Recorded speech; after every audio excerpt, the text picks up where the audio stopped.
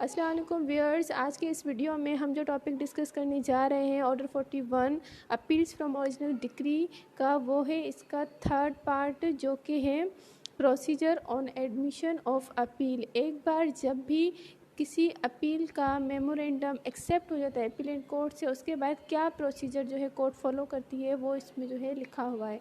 तो सबसे पहले जो हमने पिछले वीडियो में भी पढ़ा कि जो भी बंदा अपील में जाता है उसको अपीलेंट कहते हैं और वो एक मेमोरेंडम पेश करेगा, ठीक है, जो भी लोगों की तरफ से प्रिस्क्राइब रूल्स हैं जो उस ऑर्डर के 41 ऑर्डर के रूल नंबर 1 में हैं, उस हिसाब से होना चाहिए। उसके बाद अगर पार्टी को लगता है कि उसको जो है जो जिस लोअर कोर्ट ने डिक्री दी है उसकी एग्जीक्यूशन को वो रुकवाना चाहता है तो वो रुकवाएगा सफिशिएंट रीज़न दे के कोर्ट को, जो कि कोर्ट की तरफ से एक्सेप्टेबल है, ठीक है। एग्जीक्यूशन को अगर स्टे करवा देता है तो उसके बाद क्या प्रोसीजर होगा केस का, आइए चलते हैं बेयर एक्ट से पढ़ते हैं।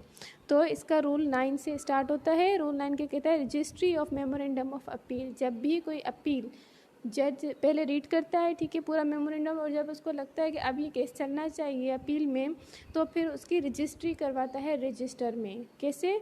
सब रूल 1 कहता है where the memorandum of appeal is admitted. जहाँ पे मेमोरेंडम जो है अपील का एडमिट हो जाता है कोर्ट में, अपीलेट कोर्ट और द प्रॉपर ऑफिसर, या तो अपीलेट कोर्ट खुद या फिर कोई ऐसे प्रॉपर ऑफिसर वहाँ पे बैठा हुआ है कोर्ट में जो कि केसेस की रजिस्ट्री करता है, of that court shall endorse therein, तो वो वहाँ उस रजिस्टर में मेंशन करेगा। द डेट ऑफ प्रेजेंटेशन के किस दिन अपील का केस आया है उसकी डेट लिखेगा रजिस्टर में, and shall register the appeal in a book to be keeped for the purpose. और फिर रजिस्टर में जो है पूरी डिटेल लिखेगा कि ये केस जो है कब अपील में आया था, ताकि एक जो है रिकॉर्ड जो है मौजूद हो केस कोर्ट में। इसका सब रूल 2 क्या कहता है? Register of appeals. Register of appeal कौन सा है? सच book shall be called the register of appeals. अच्छा, जिस बुक में जो है अपील की रजिस्ट्री की डिटेल लिखी जाती है उस बुक को जो नाम दिया गया है रजिस्टर ऑफ अपील्स। अब आते हैं रूल 10 की तरफ। अपीलेट कोर्ट में require appellant to furnish security for cost. जब भी कोई पार्टी अपीलेंट अपील में आता है तो कोर्ट उससे सिक्योरिटी लेती है, ये हम पहले भी डिस्कस कर चुके हैं। तो सब रूल 1 क्या कहता है? The appellate court in its discretion, या तो उसको लगता है कि केस की जो सिक्योरिटी ले लेनी चाहिए, इधर before the respondent is called upon two appear, इससे पहले कि रिस्पोंडेंट को बुलाया जाए कोर्ट में। रिस्पोंडेंट वो जिसके अगेंस्ट जो है अपीलेंट अपील में जाता है, उस बंदे को बुलाया जाए, एंड आंसर और after words on the application of the respondent. या तो कोर्ट अपनी डिस्क्रिप्शन पे या तो किसकी एप्लीकेशन पे? रिस्पोंडेंट की एप्लीकेशन पे। डिमांड फ्रॉम द अपीलेंट से क्या डिमांड करेगी? Security for the cost of the appeal और द ओरिजिनल सूट और ऑफ बोथ। कौन सी सिक्योरिटी लेगी? 2 किस्म की सिक्योरिटी लिखी गई है यहाँ पे। अपील की कॉस्ट भी, ठीक है, जो भी प्रोसीजर सर्व करती है कोर्ट अपील के केस में उसकी कॉस्ट, और जो ओरिजिनल जो केस है जो उसमें डिक्री आई है उसकी कॉस्ट, ठीक है। ये दोनों किस्म की कॉस्ट या तो रेस्पोंडेंट की एप्लीकेशन पे या फिर कोर्ट अपनी डिस्क्रिप्शन पे अपीलेंट से ले सकती है। अब आते हैं इसके सेकंड पैराग्राफ पे। Where appellant resides out of Pakistan. अगर अपीलेंट वो है जो पाकिस्तान में नहीं रहता, बाहर रहता है, वो कंडीशन क्या होगी? Provided that the court shall demand such security in all cases. हर उस केस में जिसमें अपीलेंट जो है पाकिस्तान के बाहर रहता है वहाँ डिमांड करेगी सिक्योरिटी अपीलेंट से इन all cases in which appellate is residing out of Pakistan and is not possessed of any sufficient immovable property within Pakistan other than the property if any to which the appeal relates। क्या मतलब हुआ कि अगर उस बंदे की कोई भी प्रॉपर्टी पाकिस्तान में मौजूद नहीं है और वो रहे भी पाकिस्तान के बाहर है किसी दूसरी कंट्री में, सिवाय उस प्रॉपर्टी के अगर जिस प्रॉपर्टी पे केस चल रहा है, इस प्रॉपर्टी के अलावा अगर अपीलेंट की कोई भी प्रॉपर्टी मौजूद नहीं है तो उससे फ़ौरन जो है कोर्ट जो है सिक्योरिटी ले सकता है। सब रूल 2 क्या कहता है? Where such security is not furnished. जहाँ पे अपीलेंट सिक्योरिटी फर्निश नहीं कर रहा, नहीं दे रहा कोर्ट को within such time as the court orders, उस टाइम के अंदर जो कोर्ट ने उसको ऑर्डर दिया है कि आप जो है इस टाइम में जो है हमें सिक्योरिटी जमा करवा दे, the court should reject the appeal, तो वो जो है फिर अपील रिजेक्ट हो जाएगी। आइए चलते हैं रूल 11 की तरफ। Power to dismiss appeal without sending notice to lower court. अब यहाँ पे क्या है, पावर दी गई अपीलेट कोर्ट को कि वो अगर कोई अपील उसको लगता है कि डिसमिस करनी चाहिए, इस केस को जो है अपील में नहीं चलाना चाहिए, तो वो जो है लोअर कोर्ट को विदाउट इन्फॉर्म किए हुए भी अपील को डिसमिस कर सकती है। होता यह है कि जब भी कोई केस अपील में आता है तो जिस डिक्री की अपील में आता है तो लोअर कोर्ट को जो इन्फॉर्म किया जाता है कि जिस केस पे आपने डिक्री पास की है उसकी जो है बंदा अपील में आया है। तो यहाँ पे क्या है, डिसमिस जब करेगी तो अपीलेट कोर्ट के पास ये पावर है कि वो भले नोटिस ना भेजे। इसको मज़ीद पढ़ते हैं। Sub rule 1, the appellate court after sending for the court if it thinks fit so to do. अगर अपीलेट कोर्ट को लगे कि या तो रिकॉर्ड भेजना चाहिए after fixing a day for hearing the appellant, जब अपील की एप्लीकेशन एक्सेप्ट होती है तो अपीलेंट को जो है डे देती है कि आप इस दिन पे आए, उस पर आपकी हेयरिंग होगी और इस प्लीडर या उसके प्लीडर को वो डेट बताई जाएगी। And hearing him accordingly if he appears on that day, और फिर जिस दिन वो बंदा अपीयर होगा उसका प्लीडर या फिर वो बंदा खुद अपीलेंट, तो उसको सुना जाएगा ऑन द डे में dismiss the appeal without sending notice. तो फिर उसे हेयरिंग करके और उसको प्लीडर को बता देगी कि मैं आपकी जो है, कोर्ट बता देगी उसको कि मैं आपकी अपील जो है डिसमिस कर रहा हूँ, और फिर वो डिसमिस करते हुए जो है भले ही लोअर कोर्ट को इन्फॉर्म ना करें। The lawyer whose decree the appeal is preferred and without serving notice on the respondent or his pleader, even के फिर रिस्पोंडेंट को भी नोटिस देने से पहले डिसमिस कर सकती है।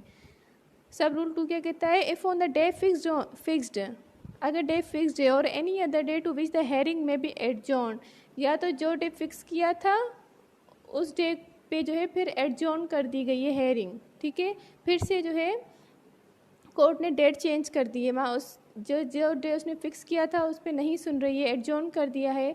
When the appeal is called on for hearing the court में take an order that the appeal is dismiss. तो फिर जो दूसरा दिन उसने डिसाइड किया था कोर्ट ने, फिर उस दिन पे हेयरिंग करके अपील को डिसमिस कर देगी। सब रूल 3 क्या कहता है, the dismissal of an appeal under this rule shall be notified to the court from whose decree the appeal is preferred. फिर डिसमिस करने के बाद जो है नोटिस लोअर कोर्ट को भेजा जाएगा कि अपील वाला केस जो है डिसमिस कर दिया गया है। रूल 12 पे आते हैं, day for hearing appeal. Day for hearing appeal, किस दिन जो है अपील की हेयरिंग हो गया। अब ये क्या कंडीशन है, सब रूल 1 कहता है, unless the appellate court dismisses the appeal under rule 11। अगर रूल 11 के तहत अपील की जो एप्लीकेशन को डिसमिस नहीं किया गया, he it shall fix a day for hearing the appeal, तो फिर अपील की हेयरिंग का फिर जो है दूसरा डे जो है फिक्स किया जाएगा। सब रूल 2 क्या कहता है, such day shall be fixed with reference to the current business of the day.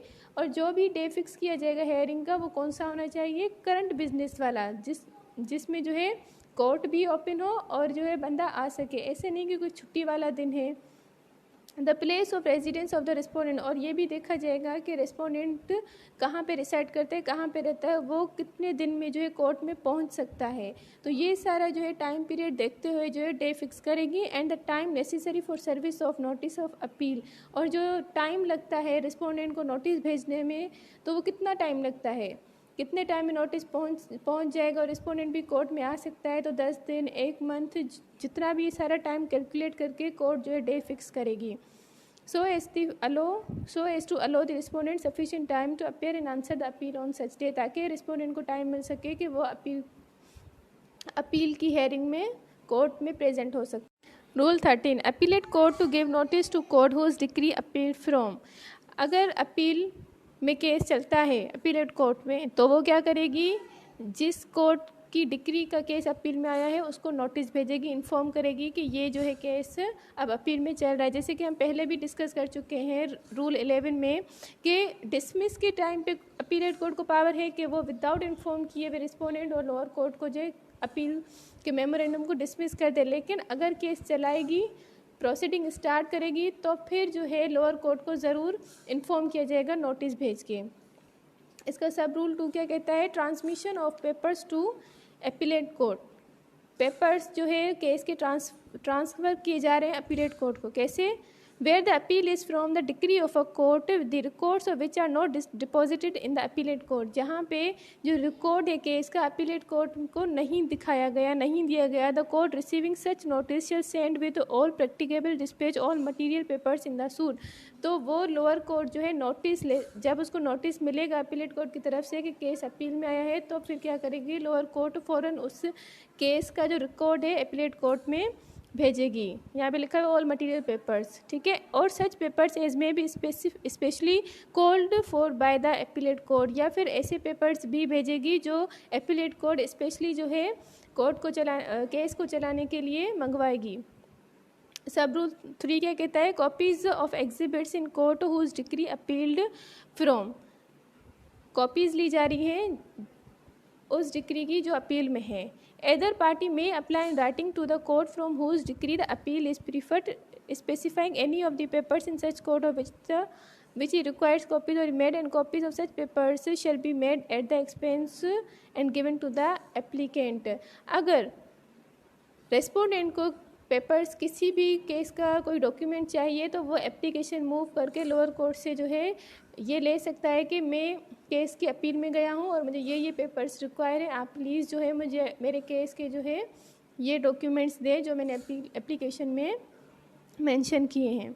तो ये आपको समझ आ गया कि अपीलेट कोर्ट रूल 3 के जो है जब भी कोई केस अपील में स्टार्ट होगा तो अपील लोअर कोर्ट को जो इन्फॉर्म किया जाएगा. इसके अलावा पूरा रिकॉर्ड जो है केस का लोअर कोर्ट अपीलेट कोर्ट को भेजेगी. इसके अलावा अगर अपीलेंट खुद कोई डॉक्यूमेंट लेना चाहता है तो वो भी एप्लीकेशन मूव करके लोअर कोर्ट से ले सकता है. और लोअर कोर्ट की भी यहाँ पे रिस्पॉन्सिबिलिटी है कि वो जो है उसकी एप्लीकेशन पे डॉक्यूमेंट्स जो है अपीलेंट को प्रोवाइड करें. Rule 14 publication and service of notice of day for hearing appeal. अब जब केस चलेगा तो उसको नोटिस भेजा जाता है अदर पार्टी को जो अपील के केस में होता है रिस्पोंडेंट. कैसे डे फिक्स होगा ये बताया गया है हमें रूल 14 में. इसका सब रूल 1 कहता है notice of the day fixed under rule 12 shall be affixed in the appellate court house. जो भी डे फिक्स किया था किसने? अपीलेट कोर्ट ने हेयरिंग का, उसका नोटिस जो है पहले कहाँ आएगा? अपीलेट कोर्ट में आएगा, कोर्ट हाउस में. Like notice shall be sent by the appellate court to the court from whose decree the appeal is preferred. तो फिर वो नोटिस अपीलेट कोर्ट लेके भेजेगी उस कोर्ट को जहाँ से डिक्री पास हुई है, ठीक है, उसको भेजेगी और उसको क्या ऑर्डर करेगी? and shall be served on the respondent or his pleader in the appellate court in the manner provided for the service on the defendant of a summons to appear and answer. तो फिर जो है वो court जहाँ से appeal जहाँ से decree pass आई और जहाँ पे जो है नोटिस भेजा है किसने? अपीलेट कोर्ट ने कि ये नोटिस आप भिजवा दे रिस्पोंडेंट को. तो फिर वो लोअर कोर्ट क्या करेगी? नोटिस भिजवाएगी लोअर रिस्पोंडेंट को कि आप जो है अब अपीलेट कोर्ट में जाएं, केस जो है अपील में गया है और उस समन का वही तरीक़ेकार होना चाहिए जो कि होना चाहिए according to rules prescribe. And all the provisions applicable to such summon and to proceeding with reference to the service thereof shall apply to the service of such notice. All provision जो भी provisions हैं applicable हैं उस समन पे वो सारे जो है अप्लाई करके फिर ये जो है समन भेजा जाएगा. सब रूल इसका 2 क्या कहता है? Appellate court may itself cause notice to be served. अगर अपीलेट कोर्ट खुद भी चाहे तो डायरेक्ट जो है रिस्पोंडेंट या उसके प्लीडर को नोटिस भिजवा सकती है. ज़रूरी नहीं है कि वो जो है नोटिस किसको दे, पहले लोअर कोर्ट को दे और फिर लोअर कोर्ट के हाथ से जो है पार्टी को भिजवाए. Instead of sending the notice to the court from whose decree the appeal is preferred. बजाय इसके कि नोटिस को जो है लोअर कोर्ट में भेजे द अपीलेट कोर्ट में इटसेल्फ अपीलेट कोर्ट खुद cause the notice to be served on the respondent और split under the provision above referred to. जो प्रोविजन अबव में तरीक़ेकार बताया गया है उस तरीक़ेकार को फॉलो करते हुए अपीलेट कोर्ट खुद भी जो है समन भेज सकती है पार्टी को. अब इसका रूल 15 क्या कहता है? Contents of notice. नोटिस में कौन से कंटेंट्स क्या लिखना मस्ट है? The notice to the respondent shall declare. जो नोटिस रिस्पोंडेंट को भेजा जा रहा है उसमें ये बात साफ साफ डिक्लेयर लिखनी चाहिए. If he does not appear, अगर वो नहीं आता इन the appellate court on the days of fix the appeal will be heard x party. अगर वो जो डेट हेयरिंग की, अपीलेट कोर्ट ने फिक्स किया, अगर उस पर वो अपीयर नहीं हुआ तो जो अपील का जो डिसीजन आएगा वो एक्स पार्टी हो जाएगा, यानी कि उसके अगेंस्ट उसको डिफेंस का मौका भी नहीं मिलेगा और अपीलेंट की फेवर में जो है डिक्री आ जाएगी. So it was all about procedure on admission of appeal.